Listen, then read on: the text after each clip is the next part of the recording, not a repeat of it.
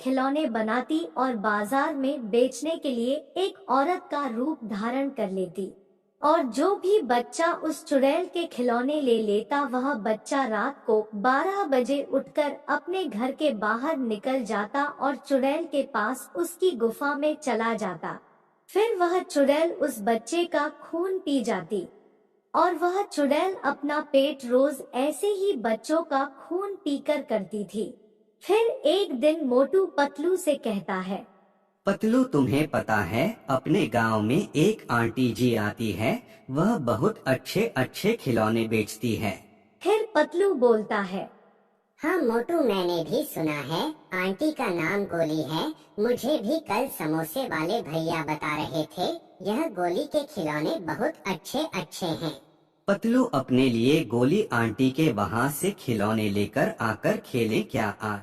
हाँ यार मोटू, आज संडे है, वैसे भी मेरा मन नहीं लग रहा, चलो चलते हैं खिलौने लेने। यह कहकर मोटू और पतलू दोनों खिलौने वाली के पास चले जाते हैं।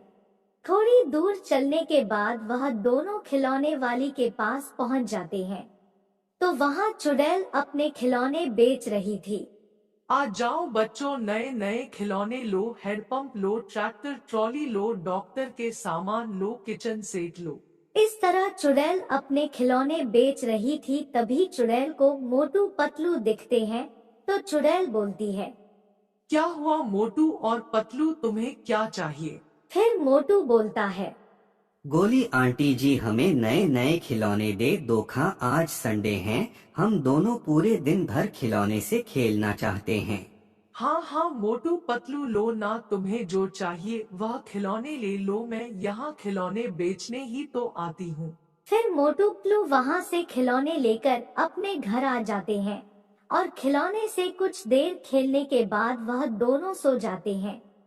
फिर रात के ठीक जैसे ही 12 बजते हैं, तो मोटू अपने आप वहां से उठकर अपने घर से बाहर चला जाता है और चलते चलते चुड़ैल की गुफा में चला जाता है।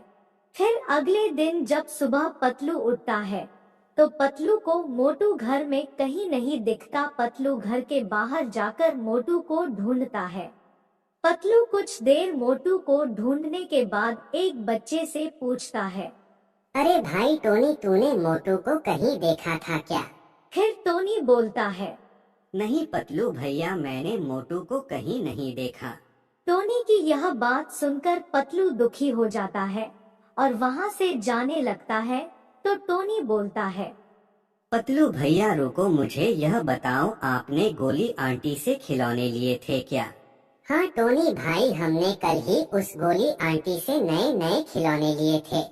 अरे यार पतलू भैया, आपने यह क्या कर लिया? आपको पता है वो गोली आंटी नहीं है, वो एक चुड़ैल है, जो बच्चों को दिन में खिलौने देकर रात को वह अपने जादू से अपने पास बुला लेती है और बच्चों का खून की जाती है।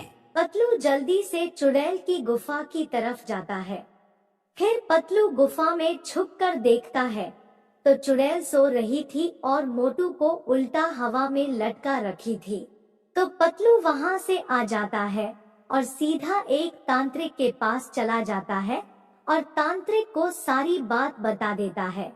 तो पतलू की सारी बात सुनने के बाद तांत्रिक बोलता है, पतलू बेटा, तुम ऐसा करो, उस चुड़ैल से जो खिलौने लिए थे, तुम उस एक खिलौने को आग में जला दो तो चुड़ैल अपने आप मर जाएगी, क्योंकि चुड़ैल की सारी जान उस खिलौने में है।